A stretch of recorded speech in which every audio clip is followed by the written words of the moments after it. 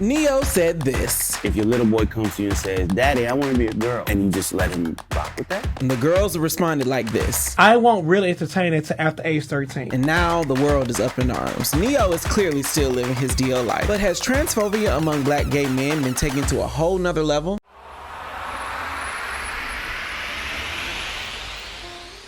What up, though? I am Jay the Gentleman. That's at JAI the Gentleman on IG. It's Wednesday, so this is a new episode of Dear Black Gay Men podcast.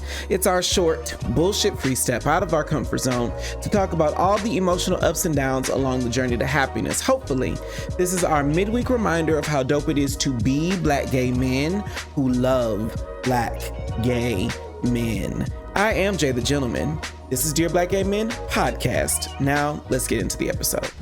It's popular to talk about trans people right now, but black gay men could be getting it all wrong.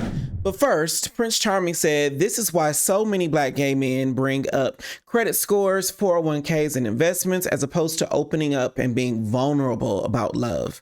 And bruh, not brother, said, I really want to meet a guy like him so we can have conversations. I need to be bald-headed where you are. And to that, I say thank you. Open Relationship Podcast. It's one of my favorite shows that I listen to all the time. It's a panel-style podcast that talks about more than just being in an open relationship. It's hosted by Rodney, Solomon, Shazam, and Marco. They say they talk about everything from A to Z in the eligibility committee. Last week, they were dealing with some recent comments Neyo made about parenting children who believe they could be trans. Then Rodney responded saying this. If my child come to me at the age, I say any age under, to me, my opinion, under 13, and say, Daddy or Dad, I hope I have a husband, I feel like I want to be the opposite sex. Though I would appreciate their coming to feet, like having the freedom to tell me, because I want to make sure I have an open and platform to tell me anything that's going on with them, how they feeling. I won't really entertain it till after age 13. We sit and listen to some of the best podcasts in black gay culture from the comfort of our homes or cars, on the commute to work, or wherever you might be going. But for the first time, this podcast is going live. Dear Black Gay Men podcast is brought to you in part by our first ever in-person live show.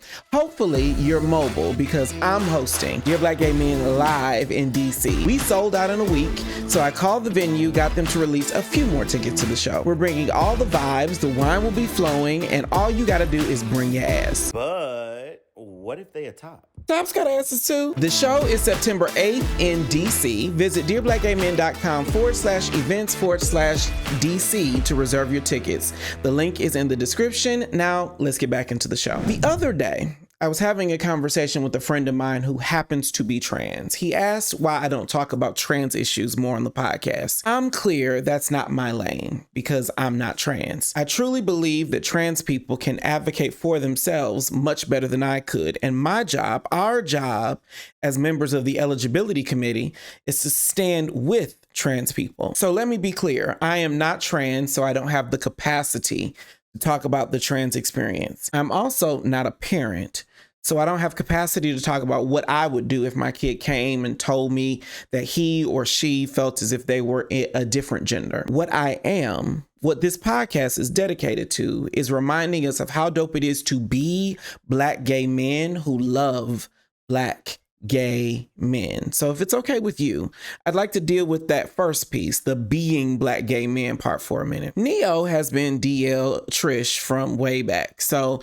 him saying stupid shit about the eligibility committee is expected. But black gay men thinking the way Rodney thinks, I believe is unfortunate.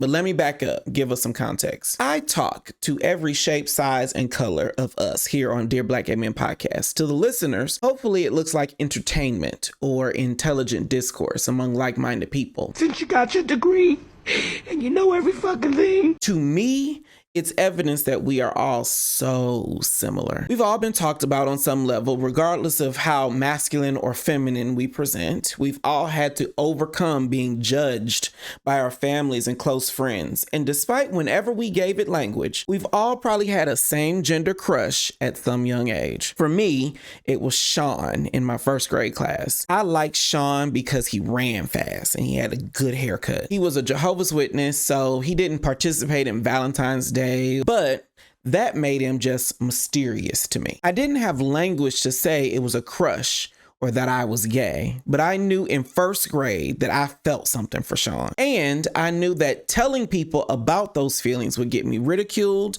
at school and probably a whooping from my mama. I knew I was a boy with feelings for another boy that were inappropriate. I'm using the air quotes around that. So if at 6 years old, I have an awareness that I am a boy and that Sean is a boy, then why is it so unimaginable that a little trans boy or a trans girl would have the same awareness about their gender identity? When you say something like Rodney said, if my child come to me at the age, I say any age under, to me, my opinion, under 13. The message you're sending, whatever age before 13, this child's words don't matter. I'd bet money that there is someone in our life that thinks that you can tell them anything.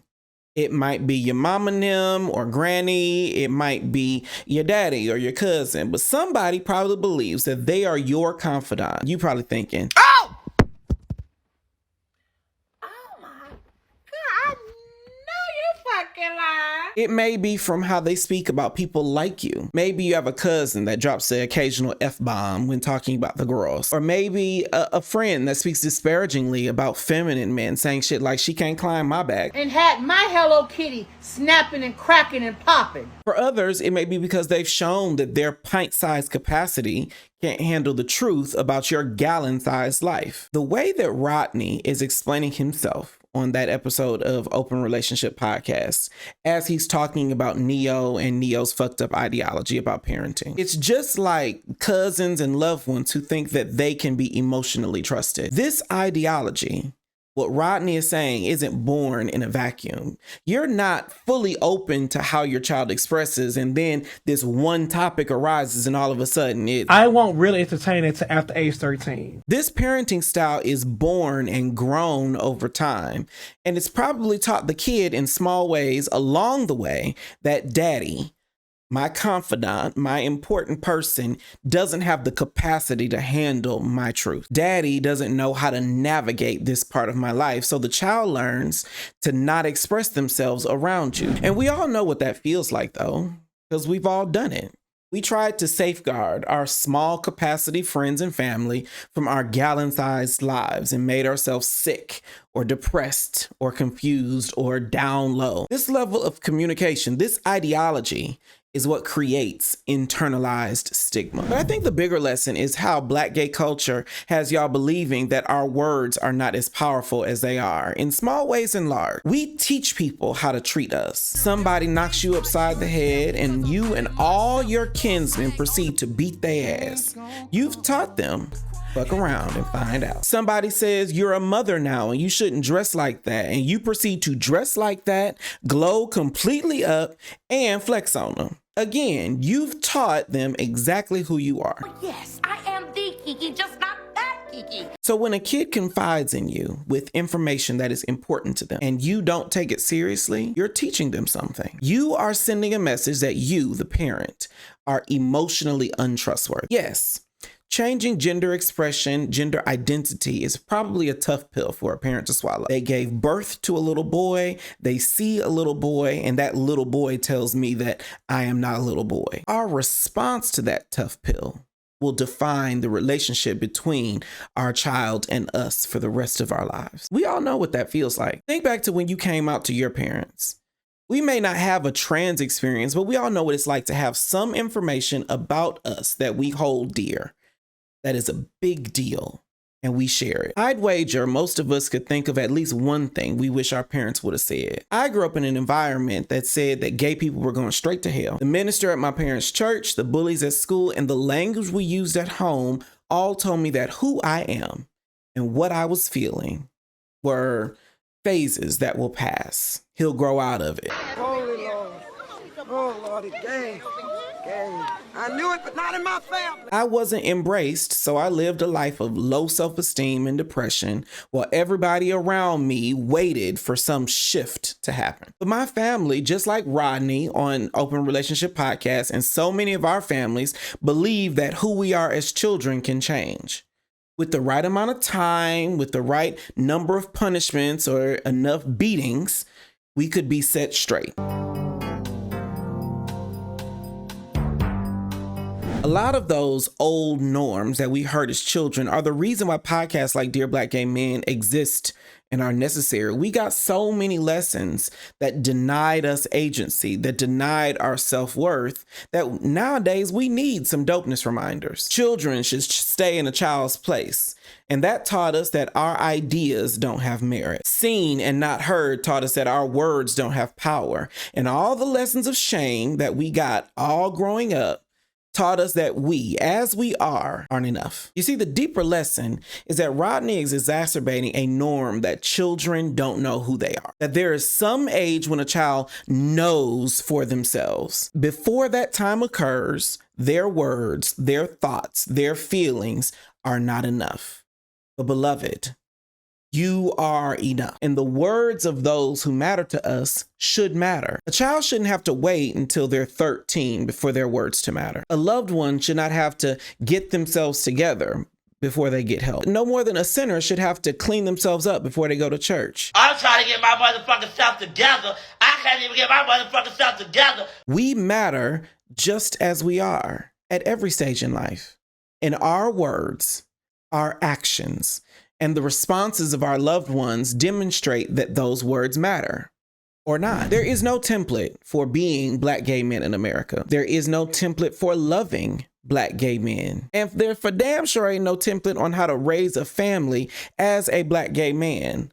But the power in that is that we can erase the problematic lessons of our childhood and be the parents, the lovers, the friends, and the confidants that so many of us wish we had growing up. We get to listen to our 6-year-old sons tell us they feel some kind of way about a boy, and that matters. We get to hear our 4-year-old child say they feel like a boy instead of a girl, and that should matter. We get to uplift sons that are sensitive and creative. We get to encourage daughters who are athletic and outdoorsy. We have the responsibility to embrace our children at every stage in life because so many of us don't know what that feels like. So, dear Black gay men, let's leave those old lessons in a child's place. That was our show. Tomorrow we'll be celebrating 6,000 subscribers on Dear Black Gay Men. We reached this milestone because of you, our loyal, engaging, and always petty listeners. You are a key part of this celebration, so drop a question that you have for me in the comments and I will answer it live on the 6,000 show. Set a reminder and meet me on YouTube Thursday at 8 p.m. Eastern.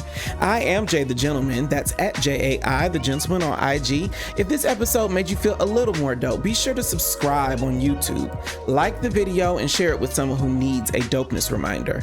Dear Black Gay Men podcast is new every Wednesday. You can stream it on Apple Podcasts, Google Play, Spotify, YouTube, or wherever you get your podcasts. And thanks in advance for heading over to your favorite podcasting platform, dropping a 5-star rating, and leaving a review. I read every single one of them, and it really does help us make a better show for you. We go live on YouTube Thursdays at 8 p.m. Eastern with our interview series, Dear Black Gay Men Live. So follow at Dear Black Gay Men on socials so you never miss a thing. I am Jay the Gentleman. This has been Dear Black Gay Men podcast, and I will talk to you next time. Bye.